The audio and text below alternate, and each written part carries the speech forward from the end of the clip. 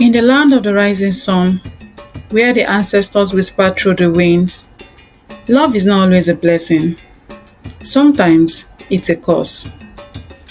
This is a story of Obinna, a warrior, a leader, a man bound by duty, and Adanna, an outcast, a woman marked by shame but with a heart that burns like the brightest flame. The night was dark, but the moon was full, casting silver light over the silent village of Umagu. In the shadow of a palm tree, two figures stood there whispering. "They will never accept us, Adanna," Obinna said. His deep voice was barely above a whisper. "Then let's leave. Let's run away," Adanna pleaded, her fingers gripping his hands tightly. Obinna sighed. He was the first son of Chief Okonkwo, the strongest and most respected elder in Umagu. He was meant to follow his father's path, to marry a noble woman, lead warriors, and uphold the custom of the people. But Adanna was an Osu, an outcast. Her ancestors had been cursed and cast away generations ago.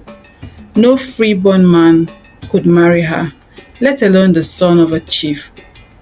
But Obinna didn't care. "I will find a way," he promised, pressing a kiss to her forehead. But fate had other plans. The next day, the village square was filled with whispers. Somehow their secret has been exposed. "Obinna has been meeting with an Osu," a voice shouted.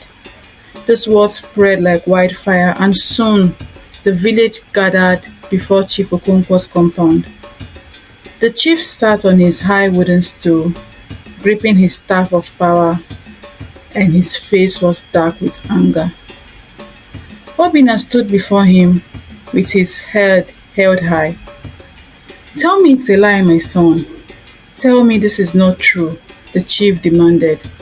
But Obinna did not speak. He would not lie about his love. "You have brought shame upon our family," the chief shouted. A warrior of Umagu does not lower himself for an outcast. The elders murmured in agreement. "You will marry Chioma, the daughter of Chief Ume," one of them declared. "This is the only way to restore your family's honor." Obinna clenched his feet. He did not love Chioma. He barely even knew her.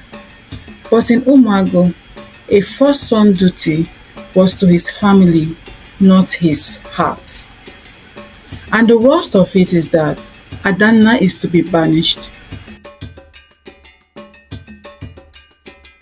At dawn, the villagers gathered as Adanna was forced to leave. She carried nothing but the clothes on her back and the pains in her heart. "Obinna," she cried out, searching for him through the crowd. But Obinna was nowhere to be found. The elders had locked him in his father's hut. He could not fight for her. He could not even say goodbye. Adanna turned towards the dark forest, where she would have to make a new life alone. Tears rolled down her face, but she did not let them break her. "If I am to suffer, I will suffer with my head held high," she whispered. And with that, she stepped into the unknown. Days turned into weeks. Obinna could not eat. He could not sleep. His heart ached for Adanna. Then one night, an old woman came to him. It was Nneka, the village oldest storyteller. She carried a small clay pot filled with burning herbs. She came to his hut and said to him, "Do you know the truth, Obinna?" she said in a lowered voice. "What truth?" he asked, sitting up in confusion. "Adanna is not truly Osu," she said. Obinna jumped up in confusion. "I don't understand what you're saying." Nneka continued. "Years ago, her ancestors were betrayed. A jealous rival lied to the elders, and they were cast out wrongly. This curse was never real." Obinna's blood boiled with rage. "Then we must tell the elders," he said. Nneka shook her head and said, Obinna, my son, the elders will never admit they were wrong. If you want to save her, you must fight for her yourself. And so he made his choice. The next morning, Obinna stormed into the village square. I challenge tradition, he declared. The villagers gasped. The elders were in silence. I will not marry Chioma, he continued. I will not abandon the woman I love. His father's face was darkened with fury. Then you are no son of mine, the chief shouted. But Obinna did not care. I will make my own path. And with these words, he left the village. Obinna ran through the forest, calling Adanna's name. And when he found her, she was sitting by the fire. She was tired, hungry, and her face streaked with dry tears. You came, she whispered. I will always fight for you, my love, Obinna said, and pulled her into his arms. Together they left the land that had rejected them. They built a new home in a faraway village where love matters more than old traditions.